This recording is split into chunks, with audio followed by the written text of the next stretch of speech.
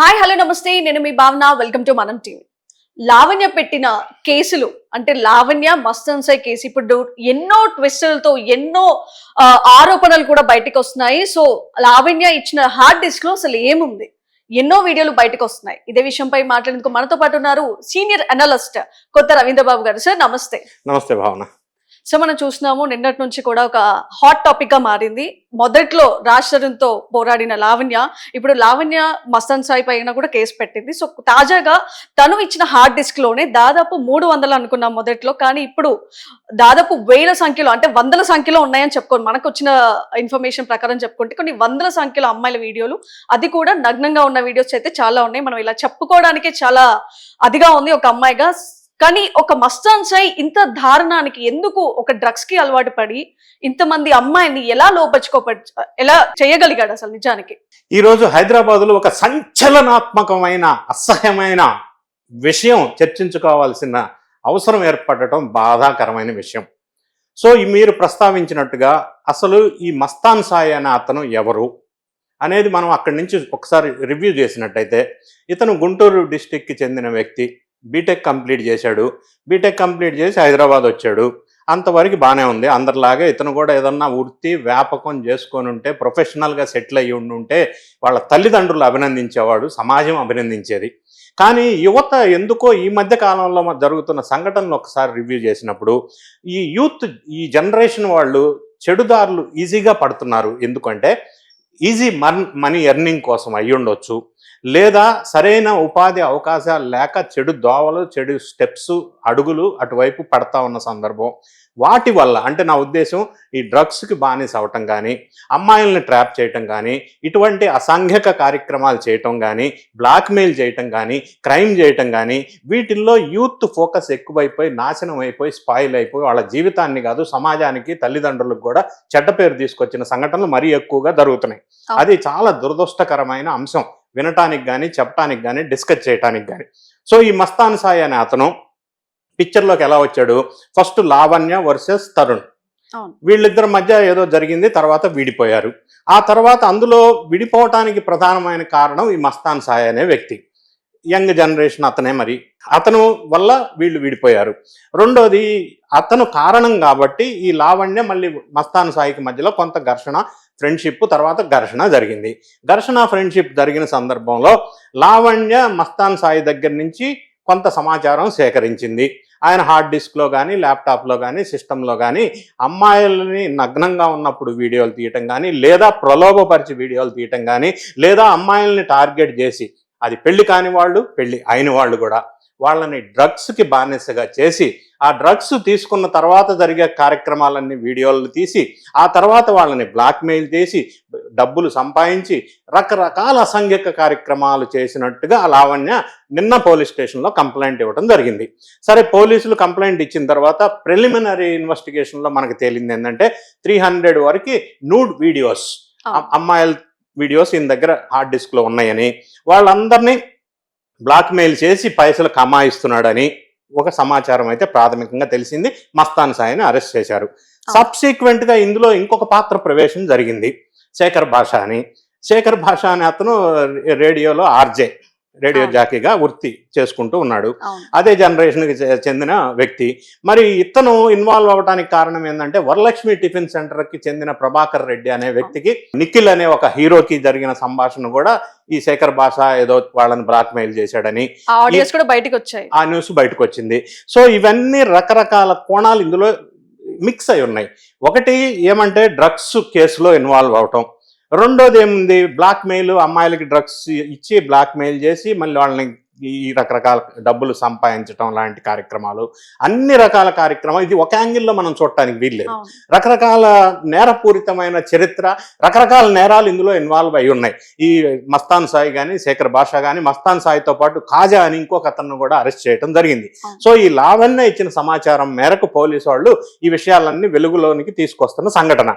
So ఇటువంటి సంఘటనలు బయటికి ఎక్కువగా వస్తున్న సందర్భంలో పోలీసు వాళ్ళు కూడా వాళ్ళకి అప్రాప్రియేట్ సెక్షన్స్లో కఠినంగా శిక్షించకపోతే మెసేజ్ మళ్ళీ వేరే యూత్కి వేరే రకంగా కూడా వెళ్ళే అవకాశం ఉంది. ఎందుకంటే ఇది ఒక నేరం కాదు వీడు చేసింది. సో అటువంటి నేరాలు చేసినందుకు అసలు సిగ్గు కూడా లేకుండా నిన్న అతను మస్తాన్సాయి చెప్పిన స్టేట్మెంట్ ఏమంటే, అవును నేను వీడియో తీశాను, అది వాళ్ళ అనుమతితోనే తీశానని కూడా చెప్తున్నాడు. అంటే how dare to say like that? ఒక్కరు కాదు, ఇద్దరు కాదు, 1000కి పైన. మరి అంతమందితో వీడియోస్, ఆ నగ్నంగా వీడియోస్ తీయటం అనే విషయం అసలు సమాజం సిగ్గు తల వంచుకోవాల్సిన విషయం కదా. సో ఈ విషయం మీద పూర్తిగా ఇన్వెస్టిగేషన్ జరగాల, వాళ్ళలో నిజాలు బయటికి తీయాలి, నంబర్ 1. నంబర్ 2, వీటితో పాటుగా ఈ మస్తాన్ సాయితో పాటుగా ఈ డ్రగ్ పెడ్లర్స్ ఇంకెవరున్నారు, లేదా ఈ బ్లాక్ మెయిల్ చేసే మాఫియా ఎవరున్నారు, ఈ న్యూడ్ వీడియోస్ తీసే మాఫియా ఇంకా ఎవరు ఇన్వాల్వ్ అయి ఉన్నారు, వీళ్ళందరినీ కూడా సంబంధిత ఇన్వాల్వ్ అయిన మిగతా వ్యక్తులను కూడా ఇంట్రాగేషన్ చేయాలా. అసలు రూట్ కాజ్కి అసలు రీజన్ ఎవరు, వీళ్ళని ప్రేరేపించింది ఎవరు, వీళ్ళకి సపోర్ట్ చేసింది ఎవరు, ఇన్ని అంశాలను కూడా డీటెయిల్డ్గా ఇన్వెస్టిగేషన్ చేసి వీళ్ళని కఠినంగా శిక్షించకపోతే సమాజానికి చీడ పురుగుల వల్ల సమాజం భ్రష్టు పట్టిపోద్ది, యూత్కి ఒక డిఫరెంట్ నెగిటివ్ మెసేజ్ కూడా వెళ్తుంది. వీటిని అరికట్టవలసిన బాధ్యత తెలంగాణ గవర్నమెంట్కి ఉంది. దీన్ని కఠినంగా చూడాలా, చాలా సీరియస్గా రివ్యూ చేయాల్సిన అవసరం ఉంది. ఈరోజు పొలిటికల్ పార్టీలు కానీ ఎవరైనా సరే సంఘంలో ప్రతి ఒక్కరు కూడా దీన్ని ఖండిస్తున్నటువంటి సందర్భం. ఈ టాపిక్ ప్రతిరోజు అన్ని ఛానల్స్లో వస్తూ ఉంది. దీన్ని వెంటనే బంద్ చేసి కఠినంగా చూడాలా, అన్ని ఇన్వెస్టిగేషన్ ప్రాపర్గా చేయాలి. సార్, ఇక్కడ హార్డ్ డిస్క్ చూసుకుంటే లావణ్య అయితే పోలీసులకి హ్యాండ్ ఓవర్ చేసింది, అక్కడి వరకు బాగానే ఉంది. హార్డ్ డిస్క్ కూడా వాళ్ళ అదుపులోనే ఉంది, మస్తాన్ సాయి కూడా వాళ్ళ అదుపులోనే ఉన్నాడు. మరి మీడియాకి వచ్చే ఈ సమాచారం కానీ, ఏదైతే ఆడియోస్ కానీ, ఇవన్నీ కూడా ఎవరు లీక్ చేస్తున్నారంటారు? ఇక్కడ ఇంకొక అంశం కూడా మనం ఆలోచించినట్టయితే, ఎక్కడైతే వీడియోస్ ఉన్నాయో 300 వీడియోస్ అంటున్నారు, లేదా 1000 వీడియోస్ అంటున్నారు, ఈ వీడియోస్ లో ఉన్న వాళ్ళు నూడుగా ఎవరైనా అయితే వీడు తీసాడు షూటింగ్, వాళ్ళు ఏ ఒక్కరు కూడా పోలీసులకి కంప్లైంట్ ఇవ్వలేదు. ఏ అమ్మాయి కూడా బయటికి రాలేదు, కంప్లైంట్ ఇవ్వలేదు. సరే, కంప్లైంట్ ఇవ్వకపోవడానికి వీడు బ్లాక్ మెయిల్, రకరకాల రీజన్స్, వాళ్ళ తప్పులు కూడా ఉన్నాయి కదా. అమ్మాయిలు కూడా తప్పు చేశారు. డ్రగ్స్ తీసుకోవటం వల్ల ఈ పరిస్థితి ఏర్పడింది, డ్రగ్స్ కు బానిసలు అవటం వల్ల ఈ పరిస్థితి ఏర్పడింది, లేదా డ్రింక్స్ కు బానిస అవటం వల్ల ఈ పరిస్థితి ఏర్పడింది, లేదా చెడు తిరుగుళ్ళకి అలవాటు పడటం వల్ల ఈ పరిస్థితి వచ్చింది. సో వాళ్ళెవరు కూడా ఇంతవరకు కంప్లైంట్ ఇవ్వలేదు. అదొక విషయం. రెండోది ఏంటంటే, ఈ హార్డ్ డిస్క్ ఏదైతే ఉందో లావణ్య పోలీసులకి హ్యాండ్ ఓవర్ చేసింది, వాళ్ళ కస్టడీలో ఉంది. అయినప్పటికీ ఈరోజు సోషల్ మీడియాలో ఆ బ్లూ ఫిల్మ్స్ ఎవరైతే చూడకూడని ఉన్నాయో అవన్నీ కూడా ట్రోలింగ్ అవుతా ఉన్నాయి. సో అవి ఏ విధంగా బయటకు వచ్చినాయి, దీని వెనక ఇంకెవరన్నా ఇన్వాల్వ్ అయి ఉన్నారా, వేరే వాళ్ళ ద్వారా ఇవి బయటకు వచ్చినాయా, ఈ చాలా అంశాలు ఇందులో ముడిపడి ఉన్నాయి. ఇన్ని రకాల క్రైమ్స్ ఇందులో ఉన్నాయి కాబట్టి దీన్ని పూర్తిగా ఇన్వెస్టిగేషన్ చేస్తే తప్ప మనకి కారణం ఇది, అసలు కారకుడు వీడు అని మనం ఖచ్చితంగా ఒకరని చెప్పలేం. చాలా మంది ఇన్వాల్వ్మెంట్ తోనే ఇది జరిగి ఉంటుంది, అందులో అనుమానం లేదు. ఇంకా పెద్ద పెద్ద ప్రముఖులు కూడా బయటకు ఉండొచ్చు అని నేను అంటున్నాను. ఎందుకంటే ఈ డ్రగ్స్ అలవాటు చేసాడు అమ్మాయిలకి, అంటే ఇతనికి డ్రగ్స్ ఎక్కడి నుంచి వచ్చింది, ఆ డ్రగ్ సప్లై చేసిన వాడు ఎవడు, వాడు వెనక ఇంకెవరు ఉన్నారు, సో వీళ్ళందరూ ఒక గ్యాంగ్ గా ఉన్నారా, ఇటువంటి ఇంకొకటి కూడా ఇంకో ఇట్లాంటి చేసి ఉండవచ్చా, ఇవన్నీ అంశాలు డీటెయిల్డ్ ఇంట్రాగేషన్ ఇన్వెస్టిగేషన్ చేస్తే తప్ప అసలు విషయాలు బయటకు వచ్చే అవకాశం లేదు. ఈ ఒక్క కేసు, ఈ ఒక్కడనే ఇన్వెస్టిగేషన్ చేయటం వల్ల ఇది తాత్కాలికమైన ఉపశమనమే తప్ప దీని వెనక ఉన్నాయన్నీ కూడా మనకు వెలుగులోకి తీయాల్సిన అవసరం ఉంది. ఇలాంటి వాటికి ఒక ఎండ్ కార్డు పడేలా యూత్ కి మీరు ఒక మంచి మెసేజ్ ఇవ్వగలరా? యూత్ ఇప్పుడు 2 రకాలు. కొంతమంది యూత్ సంచలనాలు సృష్టిస్తూ ప్రొఫెషన్లో బాగా సెటిల్ అవుతున్న సందర్భం కూడా మనం చూస్తున్నాం. అంటే యూత్ లో కొంతమంది ఈ విధంగా స్పాయిల్ అయిన సందర్భం చూస్తున్నాం. అడ్డదారులు తొక్కటం, లేదా సైడ్ ట్రాక్ లోకి వెళ్ళిపోవటం, జీవితాన్ని నాశనం చేసుకున్న సందర్భాలు ఒక type of segment of people మనకు కనిపిస్తూ ఉన్నారు.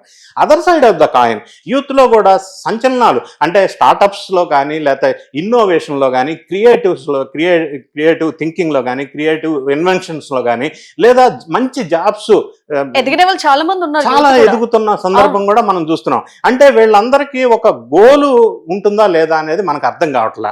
ఇప్పుడు యువత కూడా ఆలోచించాల్సింది ఏంటంటే, ప్రతి ఒక్కరికి కావాల్సింది, మనిషి ఏ స్థాయిలో ఉన్నా కూడా, వాళ్ళ పెళ్లి కాలేదనుకోండి, జీవితం అంటే ఏంటంటే, లైఫ్ అంటే 1 2 3 4 5 6 ఇదే లైఫ్. 1 అంటే పెళ్లి కాని వాళ్ళకి ఒక మంచి భార్య కావాలా, లేదా ఒక మంచి భర్త కావాలా అని కోరుకుంటారు. పెళ్ళి అయిన తర్వాత 2 2 పిల్లలు కావాలని కోరుకుంటారు. ఆ తర్వాత 3 బెడ్రూమ్లు ఉన్న ఇళ్ళు కావాలనుకుంటారు 3. ఆ తర్వాత 4 అంటే ఒక 4 వీలర్లు కావాలి అనుకుంటారు. ఆ తర్వాత 5 అంటే 5 డేస్ వీక్ ఉంటే బాగుంటుంది అనుకుంటారు. ఇవన్నీ ఉండాలంటే 6 డిజిట్స్ శాలరీ కావాలనుకుంటారు. అంటే 1 లక్ష, 2 లక్షలు, 3 లక్షలు శాలరీ. సో అల్టిమేట్గా యూత్ ఆశ, గోలు, లక్ష్యం ఈ విధంగా పెట్టుకొని ముందుకు వెళ్తున్నట్టయితే ఒక మంచి మార్గంలో ముందుకెళ్లే అవకాశం ఉంది. దీనికి తల్లిదండ్రుల పాత్ర ఉండాలి, అప్రాప్రియేట్గా పిల్లల్ని పెంచే విధానంలో, లేదా ఆ పిల్లవాడి మీద ఎవరు చుట్టుపక్కల ఫ్రెండ్స్ ప్రభావితం ఎలా ఉందనేది కొంత అబ్జర్వేషన్లో ఉండాల్సిన అవసరం ఉంది. కొంత ఏజ్ వచ్చే వరకు వాడిని సరైన ట్రాక్లోకి తీసుకెళ్ళగలిగితే వాడు సక్సెస్గా దూసుకెళ్ళడానికి అవకాశం ఉంది. సో ఇవన్నీ అంశాలు, రకరకాల కారణాలు వీటిల్లో ఉన్నాయి. ఒకే కారణం కాకపోయినా మిక్స్డ్ రీజన్స్ ఇందులో ఉంటాయి వాడు ఏ రూట్లో వెళ్తున్నాడని మనం తెలుసుకోవటానికి. ఆ విధంగా మనం ప్రతి ఒక్కరు కూడా తగిన పాత్ర పోషించినట్టయితే యూత్ స్పాయిల్ కాకుండా ఉండే అవకాశం ఉంది. సో మస్తన్ సాయి కేసులో ఇంకా ఎంతమంది బయటకు వస్తారో, ఎంతమంది ప్రముఖులు బయటపడతారో చూద్దాం. Thank you Yeah. సార్.